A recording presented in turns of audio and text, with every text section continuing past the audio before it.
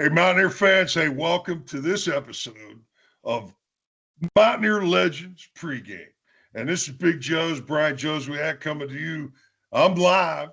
All right, I'm live, but I'm not in Southwest Florida. I'm down here in Houston right Hey, now, boss. baby.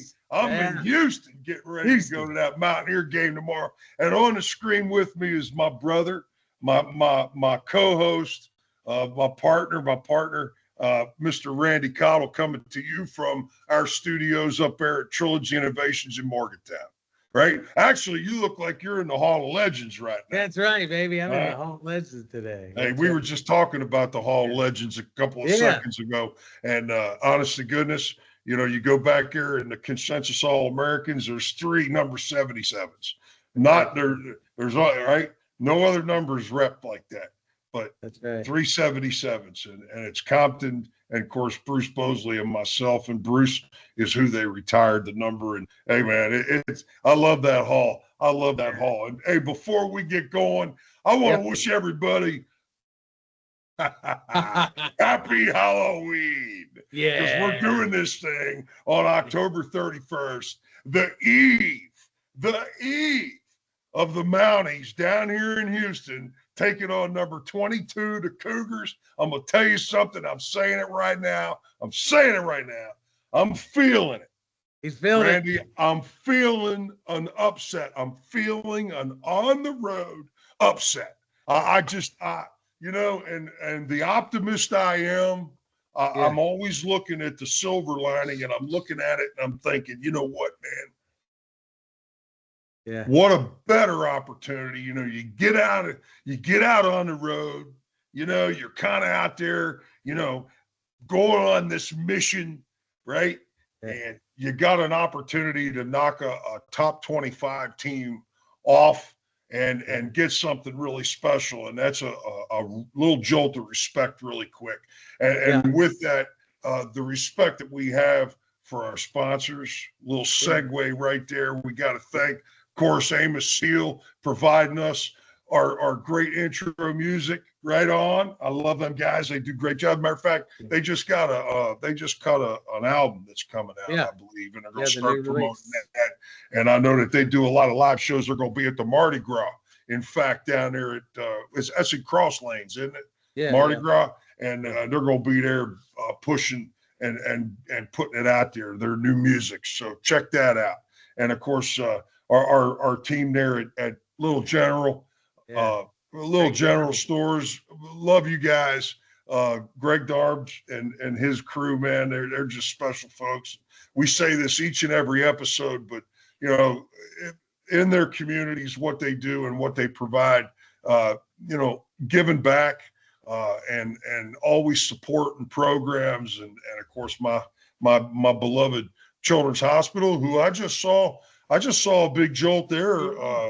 Family, like a $28 million donation, and they put the name on the label. And you know what? Hey, what a great support that is for the kids and the families that take advantage of Children's Hospital. And you know, of course, Little General's been a big supporter. As before you hit the hiking trails with your crew, make a quick stop at your local Little General convenience store. We've got the snacks, drinks, and gas to keep you going. Because every great hike starts with a little planning and a lot of snacks. We're proud to be part of your journey, rooted in West Virginia and built for the road ahead. Little General Stores. Fuel your adventure the West Virginia way. Trilogy Innovations, Randy, you and your partner, you guys supporting this thing, and not only being a part of it, but you know, helping us go on the road with Mountaineer Legends pregame and providing us the opportunity to bring some big name guys and go to these watch parties. We've been to several this year and have had such a great time with those Mountaineer brothers and sisters that are all up and down the East Coast, coast to coast, nationally, and of course internationally stationed. Our troops, you know, our folks that are out there. You see the flag flying, that WV's flying all over the place. And by God, we appreciate all the support for Mountaineer Legends pregame. We get to talk some Mountaineer football. What do you Randy, I mean, come on now. You're Oh yeah. you're one of the diehards. You were born, Yeah. raised, 6 got 2 a.m. degrees, Yeah. living in town, got a Yeah. daggone family in Morgantown. You're That's right. coaching now in Morgantown. That's right. Right? Coaching Congratulations. football. Yeah. We made it in the playoffs, finished the season 8-1 and a four-way tie actually. We were all 8-1 in the top four here. So yeah, heading in the playoffs this weekend. But yeah, I was at the Coal Rush was awesome. I love that Yeah. experience, right? It's crazy. Went up on the hill because I do a live broadcast with Jack Loger whenever they do it like 3 hours before the game, so they get a pulse of what the blue lot's like. And I said, well, it's black and blue today. Not because we're beat up, but because had the co-rush, so a lot of people wearing the black and everybody flying the flag. We had a bunch of coal miners there, which was really cool. But the energy was amazing. Everybody had the bracelets on for the game, so the light show that was happening there at night was really cool. Looked great on experience. TV. Yeah, Looked great yeah. on TV. Right? Yeah, All right. So that's so right. all right. So you talked about you just said the energy. Yeah. Was the energy there for 4 quarters? Did you feel it for 4 quarters? Did the fans hang in there and support these guys Yeah. and give them some juice into the fourth quarter? They We really could have did. won I it. know. Yeah. We were so close. Exactly. I mean, Huh? and we'll get into it later, but the performances by Scotty Fox and everything, especially as a freshman and throwing his over for 300 yards, never been done before. We're just finally building on things, right? And again, people's not. I mean, some people, which were critical to begin with, but everybody's still buying in. They're still there, even though we lost. It wasn't the pile ons like, oh God, let's get rid of them type of thing. It was like there's sparks of, hey, we're trying to build something here. Let's see what happens. And to your point, hopefully we can build off of that momentum and make something happen this weekend and shock a lot of people because that's what it's going to take to get that. But we have kids coming down from Penn State, after James Franklin got released, and they're all coming down to visit, some 4 or 5 stars. Again, the star ratings don't necessarily matter, but we still have a lot of interest. That's the most important thing, and that's what it's going to take. It's a program. We're going to have to build it back. We had some years of mediocrity, so guess what? It's going to take some time to build that back. I'm sorry, you're not just going to magically do it. I don't know how Kurt Signetti did it in Indiana, but they might have had something special up there. Again, it takes a good quarterback, and now we saw flashes of some things with Scotty, where hopefully we can build on that. So I'm excited about what's happening. That's what I want to hear, and that's what I'm hoping that all Mountaineer fans can agree to. Yeah. We all wanted to see immediate success, but you can't do that. To the Signetti, if I'm not mistaken, he brought most of his team with him when he moved from the school that he was at. Yeah. And when he went out there to Indiana, he took like 35 guys with him. Right. Okay, Yeah. so he had guys that were in his program. Well, How many guys Deion came from Sanders Jack did State? that, too. Oh, Deion Sanders brought his son and Travis exactly. and them, Okay, all right. So with Rich, when he came from Jack State, how many came from Jack State? Yeah, right. Like maybe one Yeah. or two. Yeah. Okay, so he didn't have that the Cam Vaughn, he came with him from Jack State, right? Yeah. So yeah. you got a guy who's in the system. That's one guy who knows Right. who knows the system. And like they keep preaching to us as fans, and every time he does an interview, he talks about building the program. He talks about I'm not making excuses. These are facts that we're dealing with, and we're just working through it. It's the nature of this thing, and at the end of the day, you got a bunch of guys that are still in the first year of this system. The language, the culture, the hard edge, all these different things that are creating this locker room of guys, and we've been through that. Now we're into our fifth quarterback. Yep. This guy's a true freshman, granted, okay, but he's not a true freshman with 8 games of experience. Correct. Yes. He's exactly. a true freshman with what? 1 game under his belt. And in the first game that he really gets a start and a finish. To come in off the bench, and you're early in the season, he played that one time. He went in the last like series and a half or something like that. You don't get good like that. Coming in off the bench like that, and especially a hurry up offense too. You're thrown into the wolves den, and it's like you're just running for your life. Honestly, That's right. But now you get the whole entire week of preparation as the number one, taking most of the reps in practice. And now you are preparing as the number one. And you get the start. And then you get the first quarter, and then the second quarter. And then you get to come out of the half into the third quarter, which is a key quarter because it's a restart of everything. And to get those experiences, this kid's going to do nothing but get better. Okay. Now we might as well just call the elephant out that's in the room. And the elephant are the elephants, those 5 of them that are in the front. Yeah. All right. Now hey, you're down to who's next? Is there another quarterback? I mean, we're down to exactly. There's not really another quarterback. And we got to get some razor sharp games here coming up. These ain't gonna be none of them are gonna be a slouch. Okay. So if we don't get this offensive line going, let me tell you something. Yeah. You ain't gonna win games rushing for 40 yards. No. Yeah. Yeah, and we've said it time and time again. It starts with the line. That has to, and that's even with my football team. I started with trying to get good linemen up front, whether it's defensive or offensive line. Like if you can't move the ball 2 inches and you can't push the guy back in front of you, you're not going to get any yards. I'm sorry. I can tell you this. All right, in my experience, as an offensive lineman, as an offensive line coach, if you can average 3.8 yards per carry, that's a goal. If we can average 3.8 yards a carry, that means as a lineman, we got to be able to move the front 1 yard. Right. I need 1 yard of push. Yeah. And let the back do his thing. And if we're getting 3.8 is the number.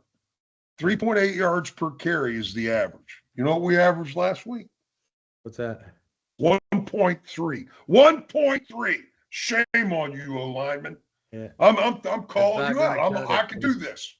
I can do this. I'm up on that wall behind you as a consensus All-American. I wasn't great, but I was decent.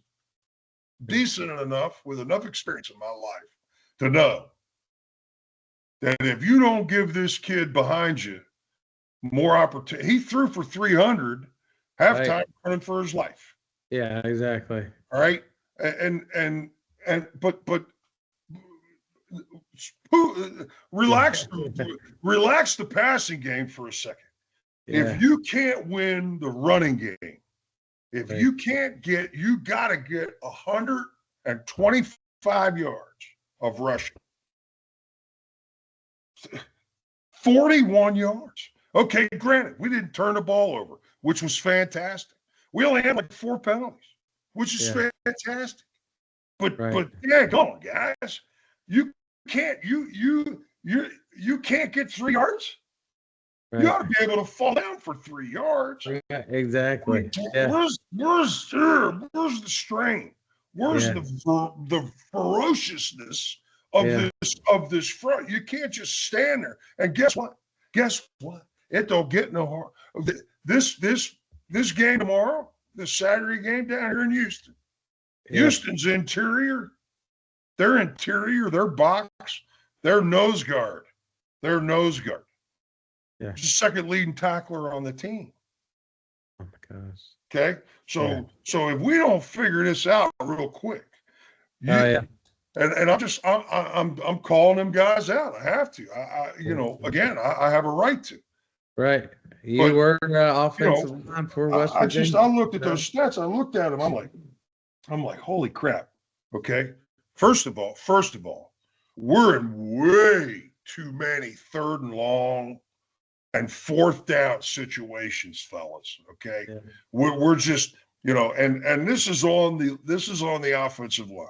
You could take a great quarterback and put it behind a mediocre offensive line, and he's going to struggle. But if you take a talented quarterback and put him behind a damn good offensive line, he's going to be that much more of a resource if you can do what you got to do. And opening holes and moving the ball has got to be a number one priority. Yeah. And we're No, and you think about like Georgia and Alabama, those are some big hog mollies down there. And again, not knocking Rich and the offense and everything, but and I know he runs the crap out of them, and they run up the old school hill and everything, but they're just getting pushed around. You know what I mean? So I don't know if they need some more ass behind them or what's going on. But yeah, what they need, I gotta help you. I'm gonna tell you what they need. You know what they need. What do they need? They need a complete off season with Mike Joseph in the weight room. That's number one, because that is where the trench is won and lost. What you do from January to August, okay? That lifting, and you're talking to a guy that lived in the weight room. I ate a lot of steel and drank a lot of egg whites. And let me tell you something. That weight room, and then being able to get out there and impose your will on somebody that's not going to let you, because they're standing their ground. They're taught to battle you. And now I'm going to take you off your feet and out of that spot that you're trying to defend, that gap or that shade or whatever your job is in the defensive scheme, right? I'm taking you out of that place. I'm going to remove you off the line of scrimmage. And I don't care if you like it or not, because guess what? You got my ass all day long. And I'm going to hit you as hard on the first play as I do on the last play. And until we get to that mentality, but the mentality's only part of it. You got to be able to, right here, you got to be able to manhandle people. You got to be able to. This is where it gets nitty gritty. This is my opinion. All right. Yeah. It's such and the game up front has changed. We used to be able to cut block and double team and, do some crazy, not double teams. They still run double teams, but everything's up on the ground. We used to run double teams on the backside. We used to call it a scoop, and the guard would stand the guy up, and we'd come in there and cut his legs out. You can't do none of that stuff no more. So that kind of has changed in the scheme of things. Offenses run a lot more zone block and wide zone stuff where guys are running and they're reaching and they got to move their feet. We were smash mouth back. We used to call it, right? Smash mouth. Smash mouth. High kneeling football. 3.5 yards in a cloud of dust. And if you didn't get it, you punt it. But eventually you're going to crease one, or you're going to run some play action pass and hit somebody. That was the philosophy I grew up in. You had to have a big giant bull neck because you were smashing people with your face. Right? I got like one of them Rams. You see those Rams jamming like that. The game, but it isn't. It's still hand-to-hand combat. It's still me saying this. This is the basic concept. My guy is not going to be in on the tackle. Now, how that happens, the technique and the body position and the strain and the strength and all that other stuff, the ultimate goal is you ain't getting to the freaking tackle, buddy. How's that? And if you got that kind of mentality that you're gonna do everything you can, you're gonna throw your body to the wolves. to make sure that that son of a bitch ain't going to get on my quarterback and he ain't going to touch my running back. And when your running back then rushes for 100.5 or 165, and you're providing great protection, we're giving up too many sacks. We can't hurry the throw. You can't expect this guy can't run every time he gets flushed because he's going to take a beating and we got nobody behind him. Be smart here a little bit, guys. You got to strain and keep your guy off the quarterback. Right. Exactly. I get on my guys all the time about that. I'm like, you're going to get him killed. Like you gotta take pride. Get in there. Listen, take pride in that. Take pride in that. Damn it. You know, I don't, you know, and I get it. Hey, let me tell you, you don't think defenses are doing crazy stuff? They're stunting and they're blitzing and they're moving. I mean, it's a nightmare out there. Right. But at the end of the day, the moment the ball is snapped, there's somebody responsible for each gap in a defense. Where it's coming from doesn't really matter. Once you check and you're doing what you're doing and you make your call, okay, the first step then determines what happens next. Where do they go? But everybody's going to be in a gap. So if something leaves, something's coming back. You can't chase it. If you chase it, now you're opening up gaps. Because as a blocker, I'm responsible for a gap as well. I'm responsible for and whatever's in that spot, right? I'm responsible for it. And if it's coming upfield and penetrating, I'm not doing my job. So damn it, do your job. Roles and responsibilities. Do your job. Yeah. But you got to do your job ferociously with strain. And you know, hey, and guess what?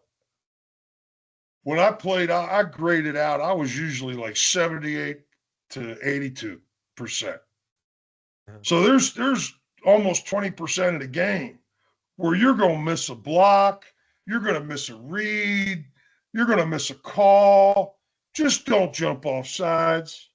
Right, yeah. Please, and please don't hold away from a play. Oh, my God. When we just make a 30-yard gain and we get a holding penalty. Stupid penalties. Completely irrelevant to the play, too. Thank you. Okay. So keep eliminating that, you know, but let's get this line of scrimmage established right now against Houston. Now, I'm telling you, if we can rush for 125, 130 yards, get a running game going. And I know our running back room is a shambles as well. All right. See, that's the other thing. Wide receivers. And I'm going back to this too. This is where the offseason becomes such an important, you know, obviously, you know, getting the right guys in recruiting, getting the right guys out of the portal, getting rid of the guys that really can't handle it, and making the locker room adjustments that you need to. But whoever is here in the weight room and working with Mike Joseph for this whole off season is going to be really, really important because we're way too many injuries. Are we soft? Is that it? Or are we soft? I don't think so. Well, maybe so, because these are guys now that are truly invested in Rich's program. And these guys are slave drivers, man. These guys are pushing your ass hard. They're pushing your ass hard. Let me tell you, you go in the walls of that Mountaineer locker room field, that space in between those buildings right there. I can guarantee you there ain't nobody walking around moping. If you're moping, somebody's gonna kick you in your ass, whether it be a coach or whether it be another player. You better get your ass in gear because we've lost 5 in a row. This is the worst start since like 1951, I think I read or something. I don't even know. I mean, it sucks. It sucks as an alumni. It sucks as a fan. But you know what? We're still wearing our WVs. We're still going to the games. We're still entrenched in this thing because we know deep down inside that simply by looking at this guy's track record, everywhere he ever has been, the first year a few wins, mainly loss. Yeah. But the second year immediately was a complete 180. You don't Right. think that's not going to happen again? History repeats itself all the time. Yeah, All right. exactly. So you know what? But guess what? What have we said, Randy, these last couple of weeks? Yep. Second half since the UCF game, right? Yep. Second half of the season. All right. But more importantly, each game is a mini season within itself. Right. And right now, have you ever been desperate? You ever been desperate? I'm asking you, have you ever been desperate? Yeah, I I have. mean, I'm talking like I haven't eaten in a week. Yeah. I mean, think of them poor people down there in Jamaica, what they're going through right now. You know, I don't wish that disaster on anybody. I lived through hurricanes in Southwest Florida.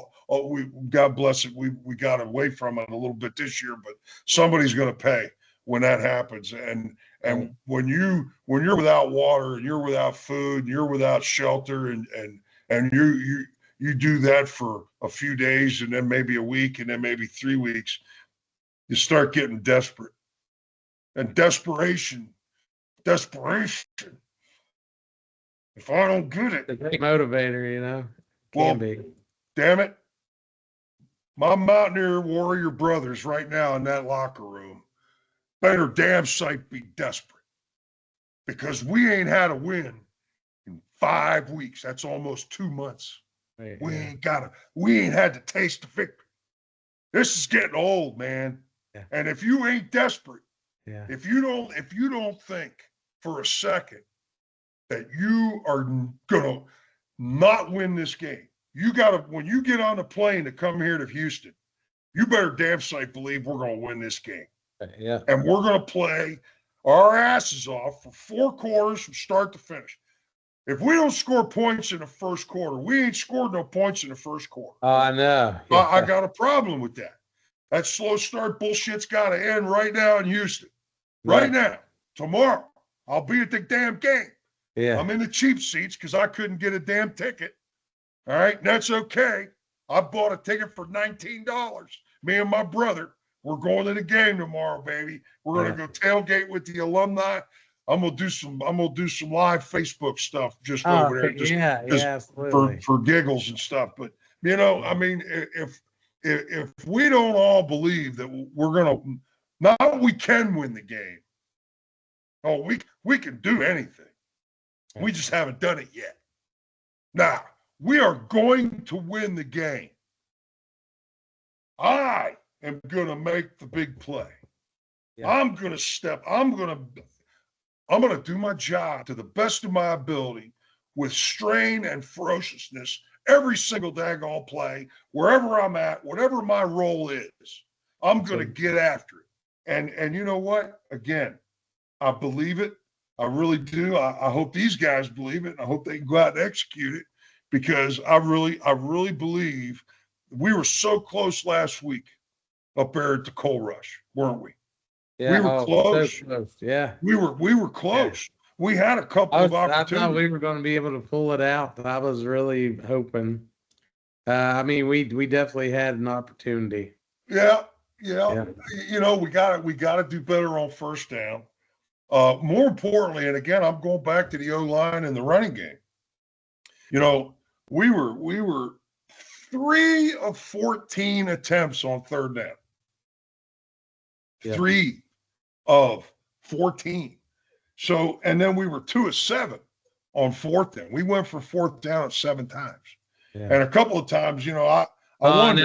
Thought we would have kicked. I'm a little, if I'm on my side of the 50-yard line back here and my end zone's back here, your defense better be playing lights out. And our defense has been pretty questionable, especially in the back end, right? You know, we're getting beat deep. And if you turn the ball over on downs like that, I'm going right to your jugular.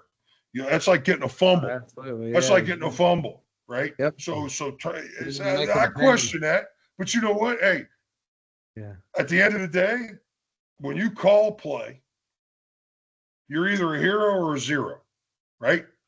When I call a play, it's out of my hands now. I just call the play. You call the play with your guys. And once it's out of your hands, it's into the hands and the minds and the souls and the feet and the bodies of the players, those 11 guys that have to execute that play. That's right. Now, if they all do their job and it's a big play, oh, that was a hell of a play call. Yeah. Right. But if you know, you run that little tunnel screen and it gets blowed up for a 3-yard loss, oh, that's a dumbass call. Yeah, you're stupid. What a dumbass call. Okay, so again, I mean, you know, it's like calling the weather. It's a 50-50 shot. Right. But at the end of the day, coaches don't call plays just for the heck of it. They call plays based on a ton of information that they've disseminated through, and they've decided that this is the best opportunity we have on this play, on this hash, on this yard line, at that moment, against this formation, and this is what we execute it. Guess what? It might score. Right. Because exactly. When do you have an opportunity to score in football? When do you have an opportunity to score in football? Every single play. So think about that for a second. Yeah, it's crazy, right? It is crazy. Every single football play, something can happen that can afford a score. Yeah, that's right. Every even the special. I mean, even the think about going 99 yards from their other end zone, like that happens a lot too. It's like crazy. It's crazy. You know? Unless the kicker kicks it out of the back of the end zone, and you got no chance, right? But it's crazy to think that. And how long does it take to score? It takes as long as it takes me to get from point A to the goal line, wherever that is on a field. Might be a half a yard, might be, like you said, 99.5 yards. But whatever that distance is, as fast as it takes me to run that through those little obstacles, we can. So I guess the point that I'm trying to make is, you know, we got to win this game, and these guys got to believe that they're going to win this game, and we've got to come out of the game, put together a drive, and put the damn thing into the end zone, or come up with some big play. We've got to create some turnovers. We didn't create any turnovers last week. There were no turnovers in last week's game. Yeah, no interceptions, no fumbles. That's a pretty clean game. But as a defensive unit, we got to pride ourselves in getting the ball back. That's especially a momentum change. Especially this week, it's going to we're going to have some turnovers and create and actually get the momentum and then keep it by scoring. You know, get a turnover, go down and score. Right? I mean, or you get these opportunities where you can score. And I understand going forward on fourth down because, you know, you basically feel like you don't have anything to lose. But then if you're inside the 30 and you went for it twice on fourth down, didn't get it, and then you lost by 6 points and you gave up those 6 points by not converting. I mean, I don't know. But there it is again. Yeah. If you execute it, and then we're not having that conversation no more. You know what I mean? So it comes down to those guys on the field doing what they need to execute. Got to execute. You got to execute, and you got to do it. You got to do it with a lot of emotion. Like I say, you got to put emotion into the motion, right? And you do that, and you got something pretty special. I mean, it was hard for me to watch that game last week, that loss, only because I got some history with TCU, obviously. I got to play in the Blue Bonnet Bowl, 1984. And we were underdogs. And, of course, that 84 season was a rough one for us because, we had come out of the gate. We were 7-1, ranked, in the top 5 in the country. And then we lost 3. And, Nealon's like, hey, I'll take you to this bowl game, but we ain't going down there to party. We ain't going down there to, we're going down there. We're going to be like in camp. And we're going to win the game. All right. Now, I can't remember. We were a couple touchdown underdogs, whatever that means. I don't care. Yeah. All right. I don't care. You either win or you lose. Right. You know, the Still have to play the all game. those betting terms. I don't know what that is. I don't Yeah. really pay much attention to it. You either win or you lose. You win by one, you lose by one. You win by 100, lose Yeah. by 100. Everybody told me that we were going to get killed in the Orange Bowl when I went down to watch Clemson, and we scored the most points of any BCS bowl ever with Ever. 70. Right? I don't think. Yeah. So you know what? What's that tell you? Anybody can beat anybody, anytime, anywhere, and it's all about in here and in here. Yeah. Like I said, Yeah, this is we important. know that. Yeah. Right? Yeah. You got to have some of that. But at the end of the day, you got to be able to pound. You got to be able to battle, and you got to be able to physically take it, and you got to really be able to physically dish it out. All right. We gotta, you know. Hopefully that happens this weekend. Hey, desperate. We're on 5. Desperate. Yeah. Be desperate. Be Yeah. desperate. You know, defensively, man, we gotta. I mean, they got this quarterback. They got one of the best tight ends in America. I mean, they're number 22. They've won some good games. I mean, Yeah. defense has held teams to 18 and a half a game. It's 21st in the FBS, right? Yep. Just looking at that, this is a hell of a football team. It's at Houston, it's going to be a funky day weather-wise. Who knows? I'm going to be at the game. I'm looking forward to that.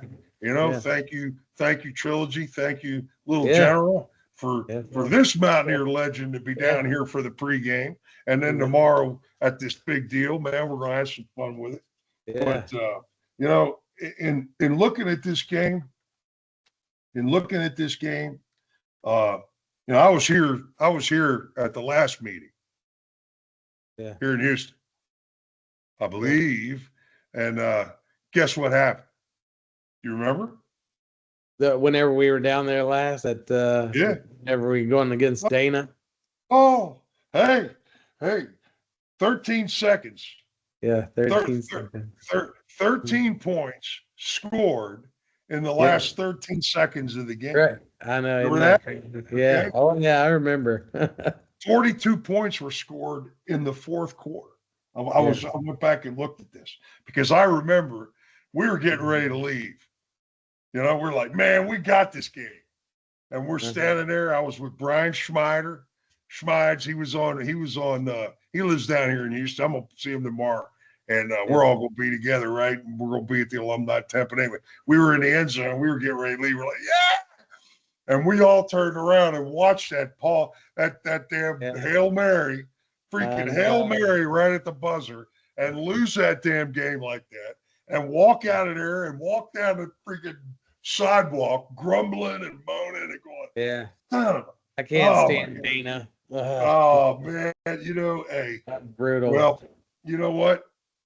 That was a few years ago. A lot of changes have been made. Yeah. And here on we both are sides. back Right? on both sides. Absolutely. Well, Fritz is only here 2 years, right? Rich is in his first year. So another transition has made, and here we are again. I'm having deja vu. I'm loving this thing, but hey, defensively, we got to play football. We got to play lights out. They're putting up big numbers, almost 400 a game, but they're giving up 330 a game. They're giving up some yardage too. So we got to come out. We got to take care of the ball. Yeah. I mean, seriously, what are the keys to success? Let's make it happen. What are the keys? What are the keys to this success? What do they got to do? Seriously, what do they got to do? You ready? I wrote them down because I thought I'm just thinking about it. You got to continue what you're doing, protecting the football. Yep. That's key. The turnover ratio is key. Got to protect the football, and somehow we got to get one. Get 2 or 3, but get one turnover. We don't have any, and we go plus one. We go plus one. We got a chance. Yeah. All right. We've got a real chance. And that's a statistical fact. If you are on the plus side of the turnover board, you've got a statistical advantage over your opponent to get that victory. There's number one. And I've been saying it this whole episode. If we don't get a running game going, we can't win the game. I don't give a crap who you are. If you can't run a football, you can't win that football game. So you got to figure out a way to get 100. You got to get 100 on the ground. All right. You got to get it going. What's that do? That allows you to operate the clock, right? It lets Rich, when they're called to play, the tempo. The tempo. That's, I saw some tempo last week. I didn't see no tempo in the UCF game.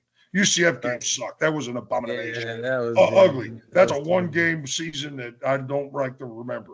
But you got to remember it so it doesn't repeat itself. And we didn't repeat that. Last week, we were better. We were a much better football team. We found a couple of things, it's like in golf. You found something. I'm going to start working that a little bit. I found something there, and here we are. And daggone, man, let's build on that. Yeah, let's build on that. Let's control the damn line of scrimmage. That's going to be tough to do. And I'll tell you why. I mentioned this guy's name earlier in the game. Their nose tackle, he's number 2 in tackles, just number 5. Got 52 tackles from the nose position.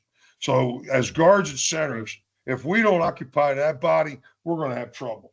All right, we're going to have trouble. Then they got this defensive end. He's got 8 tackle for a loss. This Ed Walls guy, he's pretty solid. And then they got their interior, their box, as we call it, the down. They got 3 down, all right, 2 defensive ends, a nose guard, a couple 3 inside linebackers, an outside backer, right? That kind of lineup. Those guys are solid. They're fast, they're big, they're strong, and they're going to give us an opportunity to shine as an offensive line. You want to get the monkey off your back, do it against this interior 5 right here, and you got something special. We'll win the game. Yeah. We'll win the game. We'll win the game. I'm telling you right now. We get a running game going, we'll win the game because this Scotty Fox going to throw for another 300. Yeah. He's going to throw for another 300 because you know what? You don't think now those wide receivers are a little bit more confident? Oh, yeah. Ooh, hey, this guy, he ain't going to run it every time. Yeah. He ain't going to run it every time. He's going to be pitching that ball out there and throwing some strikes. So guess what? Get your hands ready. Do your job. Do what you're supposed to do, but get your hand ready. And the ball's coming. Hey, you get 300 in the air. You get 100 and 125, 130 on the ground. You don't turn the ball over. You control the clock. You score points in the first quarter. If we don't score points in the first quarter and they score points in the first quarter, it's going to be a long day. It's going to be a long day, Tater. It's going to be a long day. It's going to be a long day. Yeah, but hey, you do a couple of those things right there. Yeah. Win the kicking game, obviously win the kicking game, but do those things right there, and you got an upset. You upset number 20. Then you can storm the field, go down there and hang out with Rich afterwards. Me? Yeah. From where I'm sitting? Yeah. Just come down out of the stands. It'll take me an hour. It'll take me an hour from where I'm sitting, buddy. Let me tell you. Hey, anyway, hey, let's go, Mountaineers. Yeah, let's go, Mountaineers. Let's see it. Like I said, we saw something bigger last week. We saw guys bounce back. We saw guys play with enthusiasm in a great environment. Thank you to all of our coal miners and the folks that are in that coal industry. We love them. It's the spine of and the pride of every Mountaineer, every West Virginian. We know that's what has made that state, and then much more. Like you guys being tech, and the West Virginia is so much more than coal. But there's a lot of industries that wrap around it, and it's a beautiful thing. And but hey, let's build it. Let's take the momentum that we got last week and drive it into this week, and see if we can't get this victory. I'm looking forward to it. Going to be at tailgates. We're going to be hanging out. Like I said, I'm down here with my brothers. My brother Mark, we're down here. He's got a little place here in Baytown, Texas, which is southeast Houston. Beautiful spot. I call it the farm. My man, he's got chickens and dogs and cats and freaking rabbits and all. It's a nice place to be. It's beautiful down here, man. Beautiful stuff. So hey, Thanks, Little General Stores. We Yeah. appreciate you. Thank you, Trilogy Innovations. Thank you, Randy. Yes, All sir. right. Where are you watching the game? Where are you going to be? So we're doing a big cookout here. All of our neighbors are going to be cooking something. We'll have a little contest and stuff, but we're all getting together to watch it. So we'll be outside. My buddy just has a pavilion. We'll be all watching it underneath of there. So it'll be a Oh, good let's time. go. Let's Yeah. go, Mountaineers. Got some chilies. It's Happy- Halloween. Happy Halloween. Happy Hey, Halloween. enjoy the Halloween thing, right? And let's see if we can't have ourselves a great weekend. Mountaineer fans all over the place. Hey, let's be pulling for our guys. And I'm gonna come to you. I'll be on Facebook a little bit live. There you go. Mess Make around. sure to watch it tomorrow. Make Thanks, sure everybody. Yep. Thanks, brother. Hey, let's go Mountaineers. Go Mounties.